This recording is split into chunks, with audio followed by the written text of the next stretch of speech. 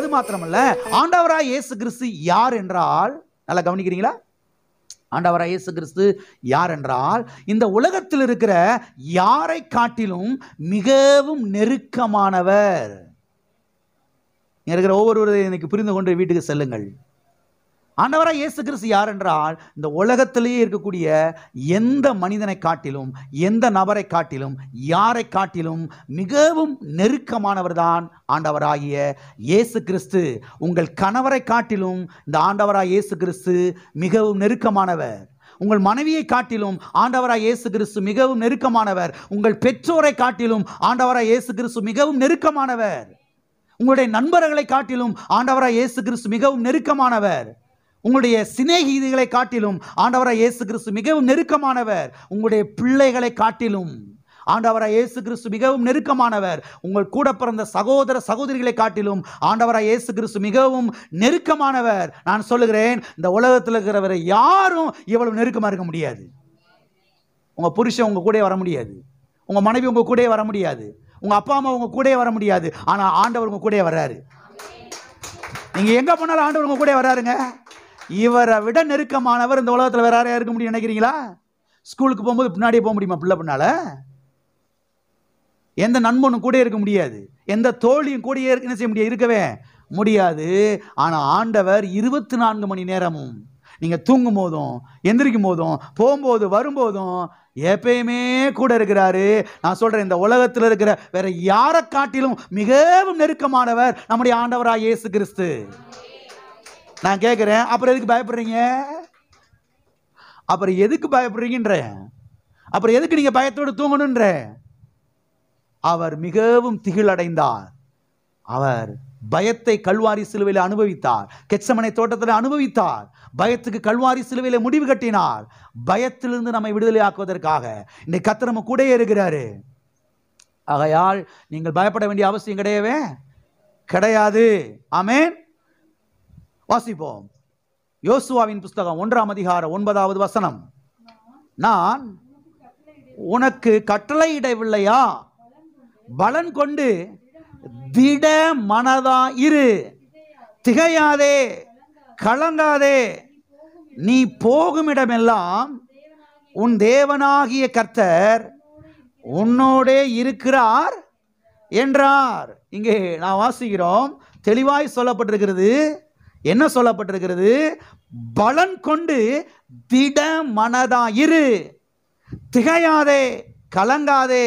நீ போகும் இடமெல்லாம் உன் தேவனாய கர்த்தர் உன்னோட கூட என்ன செய்கிறார்? இருக்கிறார், வருகிறார். பக்கத்தில் கையை பிடிச்சி சிரிச்ச முகத்தோடு சொல்லுங்க.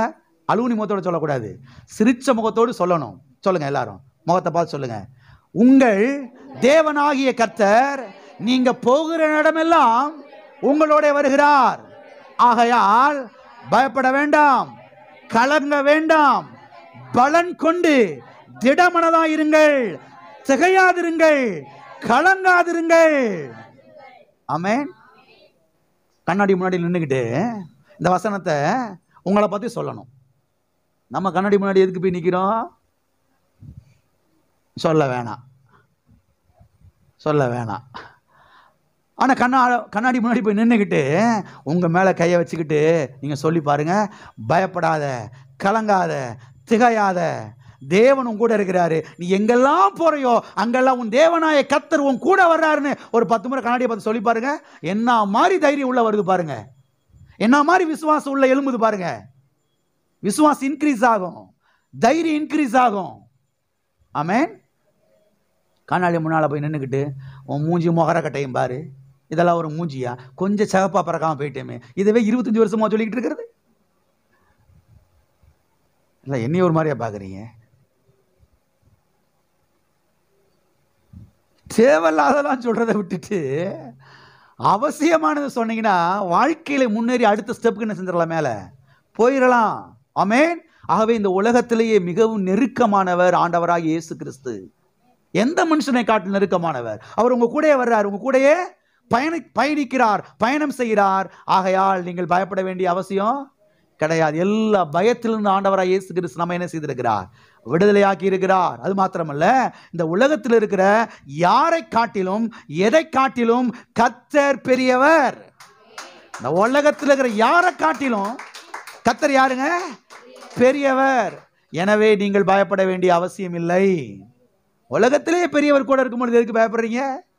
உலகத்திலே பெரியவர் கூட உங்க கூட பயணிக்கும் பொழுது எதுக்கு நீங்க பயப்படணும், நடுங்கணும், திகைக்கணும்? ஆமென். வாசிப்போம். எபிரேயர் 13ஆம் அதிகாரம் 5வது வசனம். நீங்கள் பண ஆசை இல்லாதவர்களாயிருந்து உங்களுக்கு இருக்கிறவைகள் போதும் என்று எண்ணுங்கள். நான் உன்னை விட்டு விலகுவதும் இல்லை, உன்னை கைவிடுவதும் இல்லை என்று அவர் சொல்லி இருக்கிறாரே. அதனாலே நாம் தைரியம் கொண்டு கர்த்தர் எனக்கு சகாயர், நான் பயப்படேன், மனுஷன் எனக்கு என்ன செய்வான் என்று சொல்லலாமே. என்ன செய்யலாமே? நாம தான் சொல்லவே மாட்டேங்கிறோமே. சொல்லலாமே. சொல்லி இருக்கிறாரே, சொல்லலாமே. எல்லாரும் சொல்லுவோமா? சொல்லி இருக்கிறாரே, சொல்லலாமே. திரும்பி சொல்லுங்க. சொல்லி இருக்கிறாரே, சொல்லலாமே. என்ன சொல்லி இருக்கிறாரு? நான் உன்னை விட்டு விலகுவதும் இல்லை, உன்னை கைவிடுவதும் இல்லை என்று சொல்லி இருக்கிறாரு. இப்ப நாம சொல்லலாமே. என்ன சொல்லலாமே? கர்த்தர் என்னை விட்டு விலகுவதும் இல்லை, என்னை கைவிடுவதும் இல்லை, அவர் என் கூட இருக்கிறனால எந்த மனுஷன் என்னை ஒன்றும் பண்ண முடியாது என்று சொல்லலாமே. நம்ம என்ன நினைச்சுக்கிட்டு இருக்கிறோம்? போற வழியில் எவனு போட்டுக்கிட்டு தள்ளிடுவாங்களோ, ஆளை வச்சு நம்மளை ஒருவேளை தூக்கிடுவாங்களோ. என்னங்க, கர்த்தர் கூட வராருங்க. நான் உன்னை விட்டு விலகுவதும் இல்லை, உன்னை கை விடுவதும் இல்லை, அவர் சொல்லி இருக்கிறாரு. இப்ப நாம சொல்லலாமே. இப்ப விஷயம் என்னன்னா, அநேக கிறிஸ்தவர்கள் சொல்றதே கிடையாது. சொல்றதே கிடையாது. தப்பு தப்பா சொல்றது. பயமா இருக்கு பாஸ்டர், கலக்கமா இருக்கு பாஸ்டர், நடுக்கமா இருக்கு பாஸ்டர், இன்னமும் 1000 போல இருக்கு பாஸ்டர். இங்க பாருங்க பாஸ்டர், வேர்க்குது.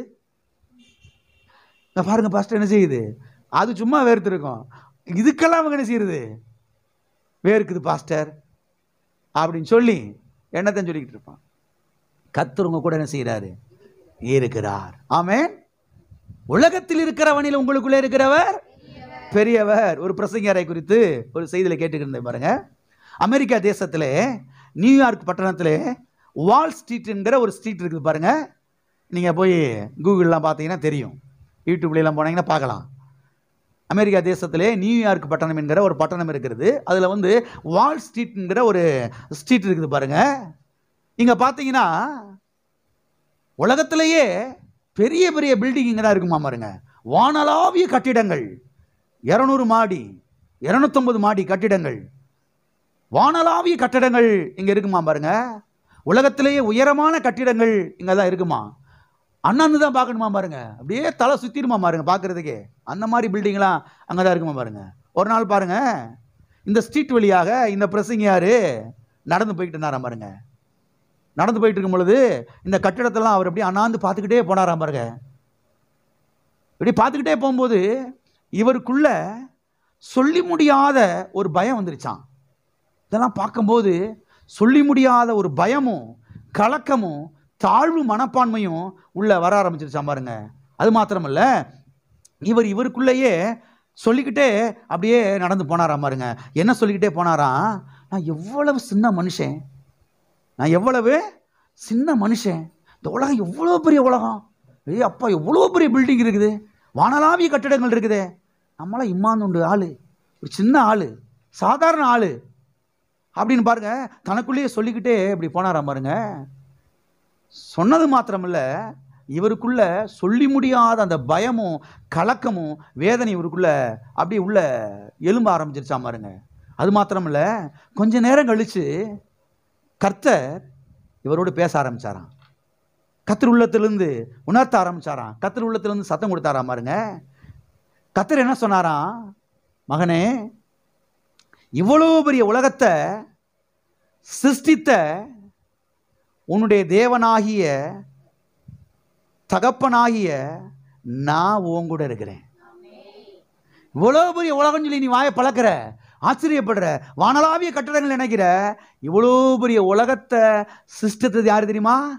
உங்க அப்பாவாகிய நான். யார் நானு?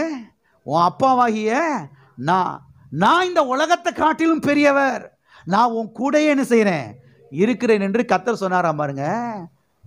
கர்த்தர் இவருக்குள்ள பேசின உடனேயே இவருக்குள்ள பெரிய தைரியம் வந்துருச்சாம் பாருங்க. அது மாத்திரம் இல்ல, இவர் வாயை திறந்து அந்த இடத்துல அப்படியே அறிக்கை செய்தாராம் பாருங்க. என்ன அறிக்கை செஞ்சாராம்? கர்த்தாவே, நீர் கொடுத்த இந்த வார்த்தைகளுக்காக உமக்கு ஸ்தோத்திரம். அகில உலகத்தையும் உண்டாக்கினவரே, நீர் என்னுடைய தகப்பன், நீர் என்னோடு கூட இருக்கிறீர் என்று பாருங்க திரும்ப திரும்ப திரும்ப திரும்ப சொல்லிக்கிட்டே அந்த இடத்துல அப்படி நடந்து போனாராம் பாருங்க. இவர் விதமாய் சொன்ன உடனேயே இவருக்குள்ள இருந்த அந்த பயம், அந்த திகில், அந்த கலக்கம், அந்த தாழ்வு மனப்பான்மை எல்லாமே இவர் விட்டு ஓடி போயிருச்சாம் பாருங்க. எல்லாம் இருக்கிறீங்களா? நீங்கள் இவ்விதமாய் அடிக்கடி என்ன செய்யணும்? சொல்ல ஆரம்பிக்கணும். என்ன சொல்ல ஆரம்பிக்கணும்? நான் தேவனுடைய பிள்ளை, அவர் என்னுடைய தகப்பன், அவர் பெரியவர், அவர் என்னோட கூட என்ன செய்கிறார், இருக்கிறார் என்று அடிக்கடி என்ன செய்ய ஆரம்பிக்கணும்? சொல்ல ஆரம்பிக்கணும். சொல்லலாமா? சொல்லலாமா? எல்லா கரங்களை வைத்து சொல்லுவோம். நான் தேவனுடைய பிள்ளை, வானத்தையும் பூமி உண்டாக்கின சர்வ வல்லமுள்ள தேவன், அவர் என்னுடைய தகப்பன், அவர் பெரியவர், அவர் என்னோடு கூட இருக்கிறார். ஆமே. இப்படி அடிக்கடி சொல்லி பாருங்க, உள்ள தைரியம் நிறைய வந்துடும். யாரு கூட இருக்கிறாங்களோ இல்லையோ, கர்த்தர் என்ன செய்யறாரு? இவ்வளோ பெரிய உலகம்னு சொல்றோம், இவ்வளவு பெரிய உலகத்தையும் படைச்சவர் யார் தெரியுமா? எங்க அப்பா, என்னுடைய தகப்பன். அவர் என் கூட இருக்கிறாரு. அவர் என்னை விட்டு என்ன செய்யல, போகல. அவர் என்னை விட்டு விலகுவதும் இல்லை என்னை. ஆகவே பயமும் கலக்கமும் திகிலும் நம்முடையது கிடையாது. விசுவாசமும் தைரியமும் துணிச்சலும் தான் நம்முடையது. ஆமென். தைரியமும் விசுவாசமும் துணிச்சலும் தான் நம்முடையதா இருக்கிறது. ஆகையால் தான் சத்தியவேதம் சொல்லுகிறது, நீதிமான்களோ சிங்கத்தை போல தைரியமாயிருக்கிறார்கள். நீதிமான்களோ எப்படி தைரியமா இருக்கிறாங்க? நீதிமான்களோ பூனைக்குட்டியை போல பயந்து ஓடுவார்கள். அப்படி எழுதப்படல பைபிள்ல. நீதிமான்களோ எலிக்குட்டியை போல பயந்து ஓடுவார்கள் அப்படின்னு எழுதப்படல. நீதிமான்களோ சிங்கத்தை போல தைரியமா என்ன செய்வார்கள்? சொல்லுவோமா எல்லாரும்? நான் நீதிமான், நான் சிங்கத்தை போல தைரியமா இருக்கிறேன். பக்கத்துல கைப்பிடி சொல்லுங்க சிரிச்ச முகத்தோட, நீங்க இயேசுவின் ரத்தத்தினாலே கழுவப்பட்ட நீதிமான்கள், நீங்கள் சிங்கத்தை போல தைரியமா இருக்கிறீர்கள். எது போல? சிங்கத்தை போல. ஆமென். எனவே அவர் நமக்காக திகிலடைந்தார். அவர் நமக்காக திகிலடைந்தார். எதற்காக திகிலடைந்தார்? மரண பயத்திலிருந்து நம்மை மீட்பதற்காக, நம்மை வாழ வைப்பதற்காக, அவருடைய பிரசன்னத்திலே வந்து வாழ்வதற்காக அவர் என்ன செய்தார்? அவர் கல்வாரி சிலுவைக்கு போவதற்கு முன்பதாக திகில் அடைந்தார். கர்த்தர் எல்லா மரண பயத்திலிருந்து நம்ம என்ன செய்திருக்கிறார்? விடுதலை ஆக்கி இருக்கிறார். ஆமென். ஒரு வசனத்தை வாசித்து நாம் முடிக்கலாம். எபிரேயர் 4ஆம் அதிகாரம் 16வது வசனம். ஆதலால் நாம் இரக்கத்தை பெறவும் ஏற்ற சமயத்தில் சகாயம் செய்யும் கிருபையை அடையவும் தைரியமாய் கிருபாசன தண்டையிலே சேர கடவோம். தைரியமாய் கிருபாசன தண்டையிலே சேர கடவோம். எங்கே சேர கடவோம்? கிருபாசனத்து அண்டையிலே. போன வாரத்தில் விலைக்கு சொன்னேன் இல்லையா? அந்த பழைய ஏற்பாட்டு சர்ச்சு 3 பகுதிகளாய் பிரிக்கப்பட்டிருந்தது. அதுல 3வது பகுதி தான் மகா பரிசுத்த ஸ்தலம். அந்த மகா பரிசுத்த ஸ்தலத்துக்குள்ளே உடன்படிக்கை பெட்டி இருந்தது, கிருபாசன பெட்டி அங்கே இருந்தது. அங்க யாரும் போக முடியாது. வருஷத்துக்கு ஒரே ஒரு முறை பிரதான ஆசாரியர் நுழையலாம். அதுவும் பயத்தோடு நடுக்கத்தோடு தான் உள்ள போனோம். இல்லைன்னா அவனுக்கு அடி விழுந்துடும், செத்து மரித்து போய் விடுவான். அப்படிப்பட்ட ஒரு இடம். ஆனால் இன்றைக்கு புதிய ஏற்பாட்டிலே சொல்லப்பட்டிருக்கிறது, கிருபாசனத்து அண்டையிலே தைரியமா என்ன செய்ய கடவர்கள்? சேர கடவர்கள். இயேசு கிறிஸ்து ரத்தத்தினாலே மீட்கப்பட்டவர்கள் இன்னைக்கு தைரியமா எங்க வரலாம்? தேவ பிரசன்னத்துக்கு வரலாம், தேவ சமூகத்துக்கு வரலாம். அப்பா பிதாவை நேரு ஆண்டவருடைய மடியில உட்காரலாம், உறவாடலாம், ஐக்கியம் கொள்ளலாம். பயந்து நடுங்க வேண்டிய அவசியம் கிடையவே கிடையாது. அவர் தேவன், அதே சமயத்தில் நமக்கு அப்பாவா என்ன செய்கிறார்? இருக்கிறார். ஆமென். முதல் மனுஷனாய் ஆதாம் பாவத்தில் விழுந்த பிறகு அவன் ஓடி ஒண்டி போய் புதர்களை ஒளியிறான். கர்த்தருடைய சத்தத்தை கேட்ட மாத்திரத்தில், இன்னைக்கு கர்த்தருடைய சத்தத்தை கேட்ட மாத்திரத்தில் நாம ஓடி போய் ஒளிய வேண்டிய அவசியம் இல்லை. இன்றைக்கு நாம தேவ பிரசன்னத்தில் வந்து தைரியம் என்ன செய்யலாம்? தங்கி வாழலாம். அங்கேயே தைரியம் என்ன செய்யலாம்? தங்கி வாழலாம். அப்படிப்பட்ட ஒரு சிலாக்கியத்தை இயேசு கிறிஸ்துவின் ரத்தம் நமக்கு என்ன செய்திருக்கிறது? உண்டாக்கி இருக்கிறது. இயேசு கிறிஸ்துவின் ரத்தம் நமக்கு அப்படிப்பட்ட ஒரு தைரியத்தை என்ன செய்திருக்கிறது? கொடுத்திருக்கிறது. இது நம்முடைய கெட்டிக்காரத்தனம் கிடையாது, நம்முடைய புஜ பராக்கிரமம் கிடையாது, நம்முடைய நீதியின் கிரியைகள் அல்ல. நாம 10 பேருக்கு கூழ் காய்ச்சி ஊத்துனால, 10 பேருக்கு ட்ரெஸ் வாங்கி கொடுத்ததுனால இந்த தைரியம் அல்ல. இயேசு கிறிஸ்துவின் ரத்தம், அவருடைய ரத்தத்தினாலே நமக்கு தைரியம் உண்டாகி இருக்கிறது. கர்த்தர் எல்லா பயத்திலிருந்து நம்ம என்ன செய்திருக்கிறார்? விடுதலையாக்கி இருக்கிறார். ஆமென். ஆகவே தேவ பிரசன்னத்துக்கு தைரியமா வந்து தைரியம் அவருடைய பிரசன்னத்தை தங்கி என்ன செய்யலாம்? வாழலாம், உறவாடலாம், ஐக்கியம் கொள்ளலாம், பேசலாம், ஜெபிக்கலாம். ஜெபத்துக்கு பதில் என்ன செய்யலாம்? பெற்றுக்கொள்ளலாம். ஆமென். அவர் நமக்காக திகிலடைந்தார். எதற்காக? பயத்திலிருந்து நம்மை விடுதலை ஆக்குவதற்காக. எல்லா கண்களை மூடி நாம் ஜெபிப்போம். இன்னைக்கு நமக்குள்ளே அடிமைத்தனத்தின் ஆவி அல்ல, பயத்தின் ஆவி அல்ல, தைரியத்தின் ஆவி, விசுவாசத்தின் ஆவி, ஆளுகை செய்யக்கூடிய ஆவி, அப்பா பிதாவி என்று கூப்பிட பண்ணுகிற ஆவி நமக்குள்ளே இருக்கிறது. இயேசு கிறிஸ்துவின் ரத்தத்தினாலே நமக்கு தைரியம் உண்டாகி இருக்கிறது. தைரியமா தேவ பிரசன்னத்துக்கு வரலாம், வந்து ஜெபிக்கலாம், உறவாடலாம், ஐக்கியம் கொள்ளலாம், பேசலாம். இந்த உலகத்திலே மிகவும் நெருக்கமானவர் கர்த்தர். அவர் நம்ம கூட இருக்கிறார், நம்ம கூட வருகிறார். இந்த உலகத்தில் இருக்கிற எந்த மனுஷனும் இவ்வளவு நெருக்கமா இருக்க முடியாது. கர்த்தர் கூட இருக்கிறாரு. நான் உன்னை விட்டு விலகுவதும் இல்லை, உன்னை கைவிடுவதும் இல்லை என்று சொல்லி இருக்கிறார். இன்றைக்கு நாம் சொல்ல வேண்டும், இன்றைக்கு நாம் சொல்ல வேண்டும். ஓ ஸ்தோத்திரம். பிதாவே, இயேசு நாமத்தில் உம்முடைய சமூகத்தில் வருகிறோம். ஆசீர்வதிக்கப்பட்ட அந்த வேலைக்காக நன்றி கர்த்தாவே. இந்த சத்தியங்களுக்காக நன்றி. இந்த சத்தியங்கள் உள்ளே இறங்கட்டும்பா, வெளிப்பாடை வெளிச்சமாய் மாறட்டும் ஆண்டவரே. எல்லா மரண பயங்கள், பிசாசின் கிரியைகளை குறித்தான பயங்கள் எல்லாம் பிள்ளைகளை விட்டு நீங்குவதாக. தைரியத்தின் ஆவினாலே பிள்ளைகளை நிரப்பும், வாழவையும். அவ்விதமாய் செய்கிறீரா இருக்கா? ஸ்தோத்திரம். இயேசு நாமத்தில்